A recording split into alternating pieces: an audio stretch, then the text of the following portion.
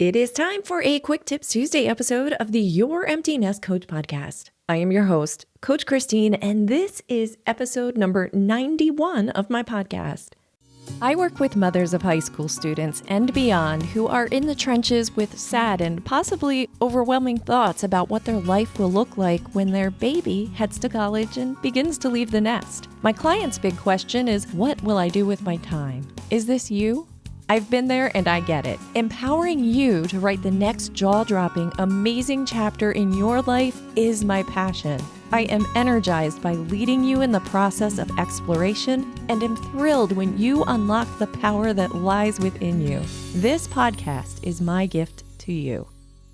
If this is your first time listening, I invite you to check out my Friday episodes as well, where I provide bite-sized coaching assistance to guide you along your empty nest transition years.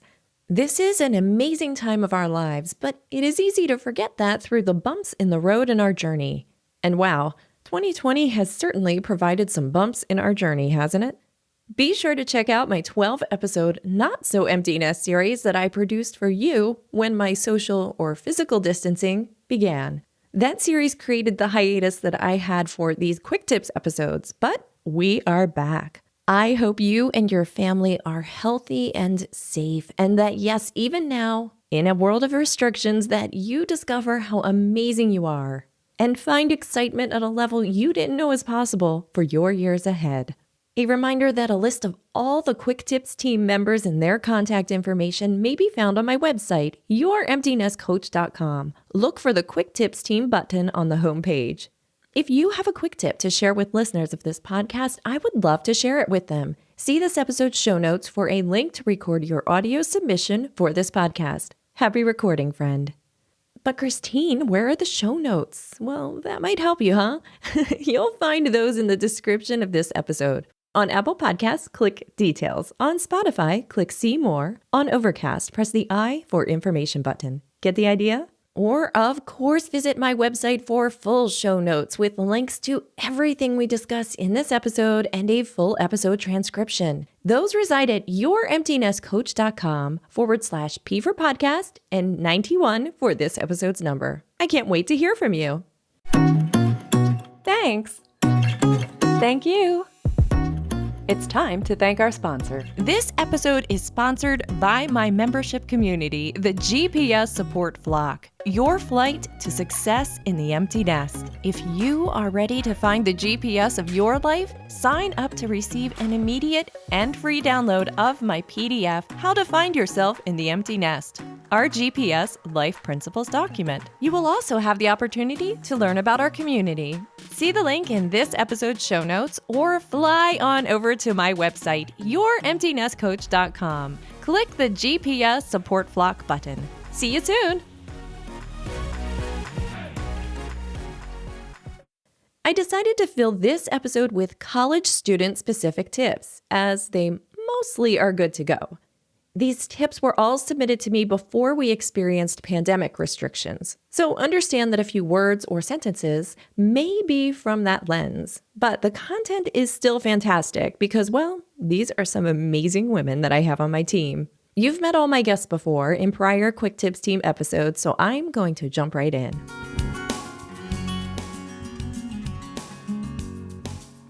Hi, it's your resident scholarship mom, Monica Matthews. To continue the SMART, S-M-A-R-T, method of applying for scholarships from my last tip, today let's look at the M, market yourself. Just a reminder, the S from my last tip was share personal details. The competition for scholarships is fierce, but what many people don't realize is that most students who apply think that they just need to fill out an application, write a quick essay, and submit their work by the required deadline. Done, right? Unfortunately, applying for scholarships in this day and age is not that simple. To become a scholarship winner, students need to market themselves wisely in order for their application to stand out and get noticed by the judges. To do this, they need to focus on these tactics. First, they need to align their writing with the background of the organization offering the scholarship money. For example, the essay for a volunteering scholarship should be written about the student's community service experiences. For a no essay scholarship, or a very short form to fill in with personal details, students need to include a link to a personal website showcasing the student's accomplishments. For a mailed-in scholarship packet, all information should be sent in the requested order, including a cover sheet and scholarship resume, if additional information is allowed. All of the materials need to be mailed in an oversized envelope with the correct postage. For each application, every effort should be made to go over and above to make the best possible impression on the judges. Is there a blank box for extra information? Or the question, is there anything else you would like the scholarship judging committee to know? Students should always take advantage of opportunities like this to share details that are not found anywhere else on the form. One last tip. Scholarship applications should always be typed into, never handwritten. If the student only has a hard copy of the application, a Google search for the company offering the scholarship will usually result in the scholarship page on their website. From here, the application can be downloaded, typed into, and printed out. These are a few of the ways for students to market themselves and allow the judges to clearly see that they are the very best candidate for the scholarship money that's being awarded. I'm here to help you. Don't miss my next tip for A, answer the essay question, to become a college scholarship winner by applying SMART. Thanks for listening and have a beautiful day.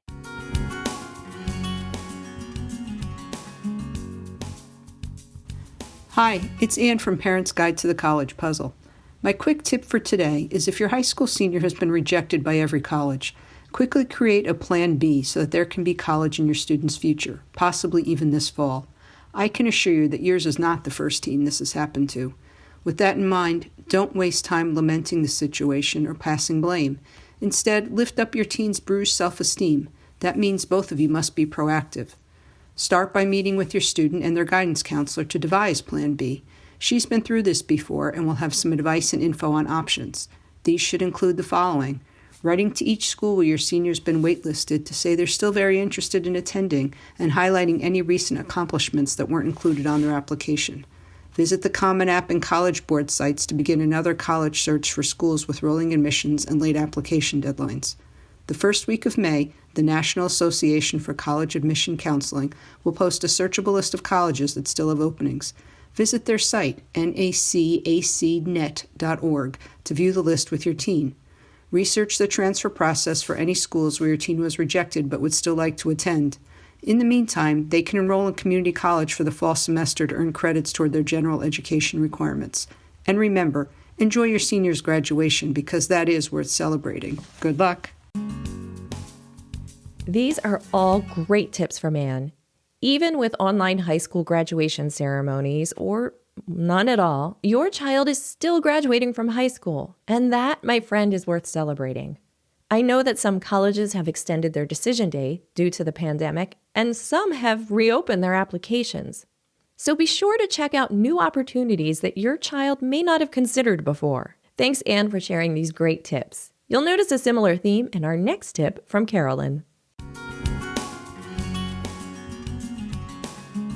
Hi, I'm Carolyn Kaplan, also known as Admissions Mom, and I'm an independent college consultant. My quick tips today are about the Waitlist love letter. As we all know, sometimes admissions decisions don't go our way, and it's possible your child will be placed on a waitlist, leaving your child and you in a kind of waitlist limbo.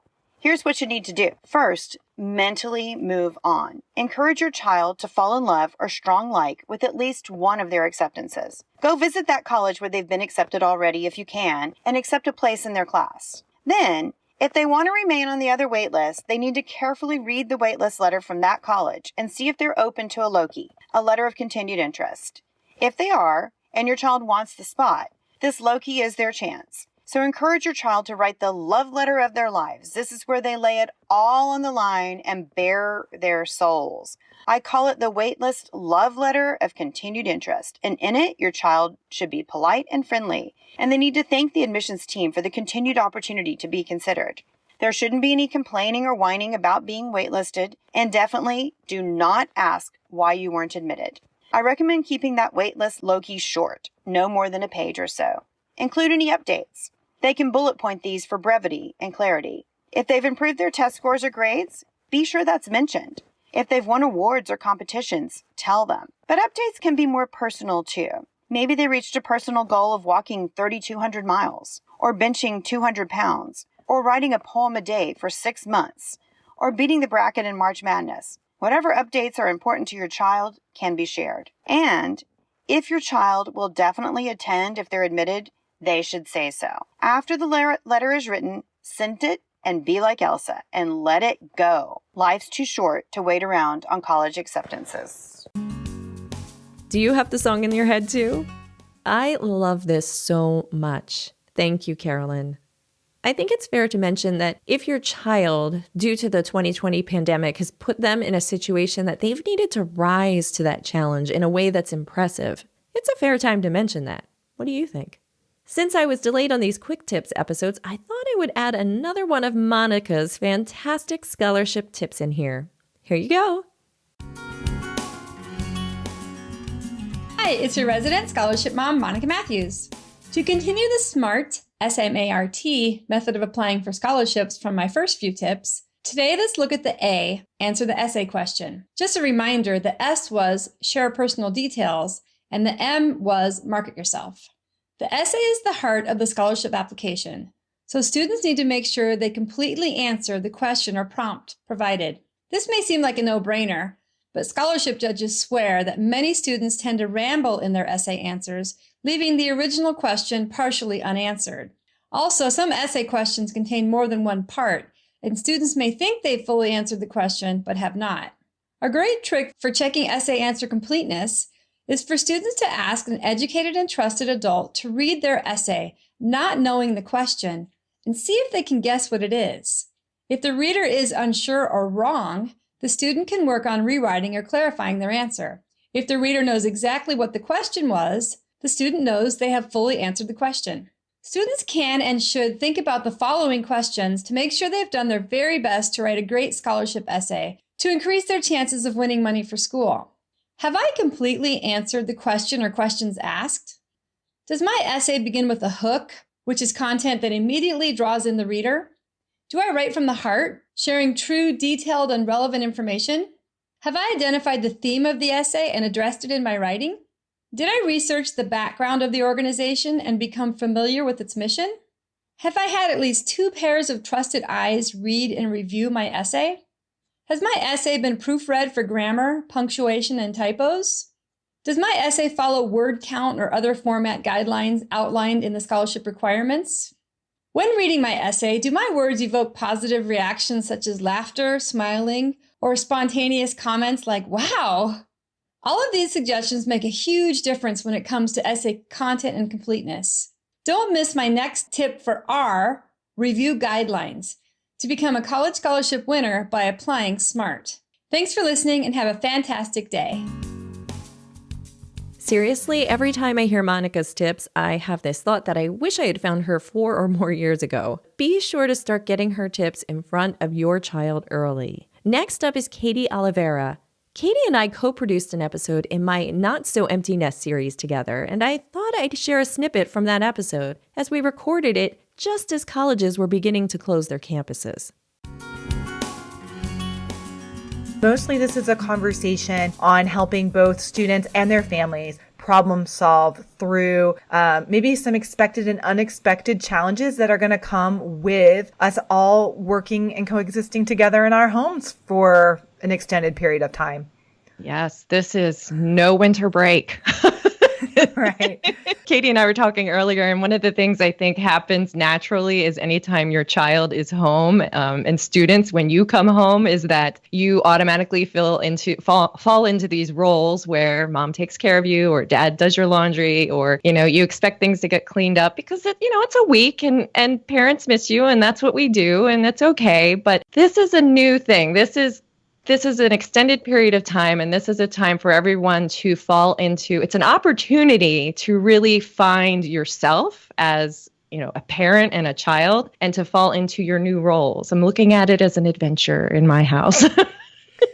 Yeah, it's interesting. One of the things when I'm talking to parents, especially of high school seniors, about their student going off to college, I like to tell them that the college senior that's leaving your house, that teenager you feel nervous about, is going to come back to your house in 1 year a totally different person. They're going to be much, much more adult, but they're still developing and growing into their full self, but we become adults really quickly. And I think sometimes the transition from having a parent-child relationship to having an adult-child relationship can be sort of tumultuous and rocky in the early 20s. And this is one of those times where we might expedite that transition. And so I think acknowledging that the dynamic is a little bit different is really important.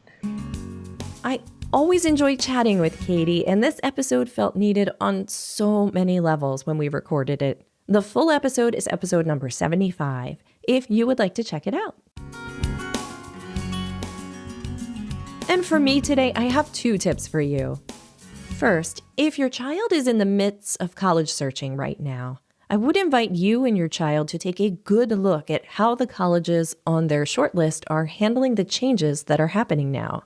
It is a great time to check out their social media accounts. Did they pivot quickly to offer online virtual tours and information sessions? All of these things should now be included when evaluating fit. And second, I want to remind you to give yourself grace and patience on this journey called life. Give your family, your clients, the companies, and the colleges that you have in your life some grace too. As I record this, as mentioned prior, we are in the midst of physical distancing restrictions, and well, life looks a lot different than it did 2 months ago. No one expected to be where we are now. With our college students back home, jobs that have gone remote or disappeared for us and family members, for mourning small things that you may have not appreciated at the turn of this decade, for those you lose and can't mourn in the way you expected. Gift yourself and your household members with patience and grace. With this much upheaval in routines, upheaval in emotions is to be expected. For extra support, take a listen to my Not So Empty Nest series or join me on a free support call, available a few times each week. Those are our tips for today. I am thrilled you listened. If you enjoyed this episode and want the next Quick Tips episode to make its way to you in your favorite app, take a moment right now to subscribe to this podcast. It's free after all.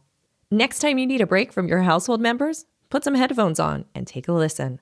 I have over 80 other episodes waiting for you. Oh, and podcasts are a great way to make cleaning the bathroom a little bit more fun. My episode this Friday continues to explore your life's toolbox.